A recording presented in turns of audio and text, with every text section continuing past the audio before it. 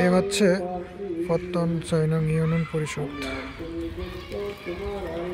এই যে সামনে হচ্ছে পত্তন বাজার, আর ওই পাশে হচ্ছে পত্তন প্রাথমিক স্কুল কলেজ।